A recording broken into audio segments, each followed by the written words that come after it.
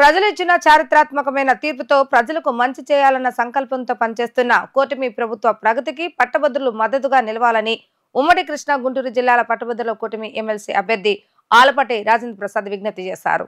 ఈ నెల 27వ తేదీన పట్టభద్రుల ఎమ్మెల్సీ ఎన్నికల పోలింగ్ నేపథ్యంలో ఎమ్మెల్సీ ఎన్నికల్లో పట్టభద్రులకు తనకు మద్దతు తెలపాలని విజ్ఞప్తి చేస్తూ కూటమి అభ్యర్థి ఆలపాటి రాజేంద్ర ప్రసాద్ గుడివాడ మరియు గుడ్లవల్లేరు ఇంజనీరింగ్ కళాశాలల ప్రాంగణంలో పట్టభద్రులతో సమావేశమయ్యారు. ఈ సందర్భంగా ఆలపాటి రాజేంద్ర ప్రసాద్ గుడివాడ శాసనసభ్యులు వెనుగండ్ల మాట్లాడుతూ రాష్ట్ర ప్రగతి కోసం బాధ్యత కలిగిన పట్టభద్రుల విజ్ఞతతో ఆలోచించే సమయం మళ్లీ వచ్చిందన్నారు. ప్రజలు ఇచ్చిన చారిత్రాత్మకమైన తీర్పు ద్వారా అధికారంలోకి వచ్చి ప్రజల కోసం కూటమి ప్రభుత్వం చేస్తున్న కృషిలో భాగస్వామ్యం అయ్యేలా ఎమ్మెల్సీ ఎన్నికల్లో పట్టభద్రులు విజయాన్ని కట్టబెట్టాలని రాజేంద్ర ప్రసాద్ విజ్ఞప్తి చేశారు.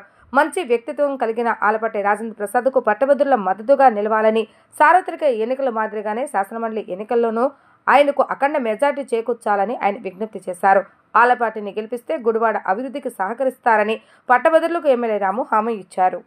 ఇప్పుడు ఎమ్మెల్సీ అనేది పెద్దల సభ. పెద్దల సభకి గౌరవం తెచ్చే వ్యక్తులు మనం అనుకుంటే నిజంగా పెద్దల సభ అవుతుంది. అలాంటి వ్యక్తులు కాకుండా గౌరవం తగ్గించే విధంగా ఉన్న వ్యక్తులు మనం అనుకుంటే పెద్దల సభే కాదు. అది పోయినసారి జరిగిందంటే మీకు తెలుసు. సో ఈసారి మనం ఏమాత్రం హెజిటేషన్ లేకుండా నేను కాన్ఫిడెంట్గా చెప్పగలను. ఆలపాటి రాజా గారి గురించి ఆయన మన అభ్యర్థిగా ముందుకు వచ్చారు. ఆయన కూడా చెప్తారు. నేను ఇంజనీరింగ్ చదివేటప్పటికే పెద్ద నాయకుడు. ఆయన తెలుసు.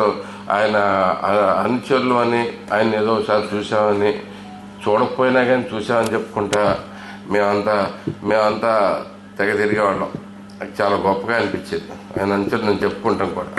అలాంటి వ్యక్తి ఆయనతో పాటు నేను ఈరోజు పక్కన కూర్చుని ఆయన గురించి మాట్లాడగలిగే భాగ్యం ఇచ్చారు. దానికి మీకు అందరికీ థ్యాంక్స్ చెబుతా ఉన్నాను. ఆయన వ్యక్తిత్వం అనేక రకాలుగా అనేక సందర్భాల్లో బయటపడింది. స్ట్రాంగ్ వ్యక్తిత్వం ఉన్న వ్యక్తి. అలాగే అనవసరమైన వివాదాలకు కానీ పనికిరాని మాట కానీ ఒక్కటి కూడా ఆయన నోటి వెంట రాదు. అలాంటి వ్యక్తి మనకు తోడుంటే ఇంకా మరింత మనం ఇక్కడ కావాల్సిన నిధులే కానీ మన నియోజకవర్గానికి సంబంధించిన డిఫరెంట్ పనులు చేయించుకుంటున్నాను కానీ మనకి చాలా హెల్ప్ అవుతుందని చెప్పేసి నేను అందరికీ తెలియజేసుకుంటా ఉన్నాను. ఆయన కూడా మీరు ఒక్కసారి ఆయన గురించి ఆయన మాట్లాడుతూ వింటే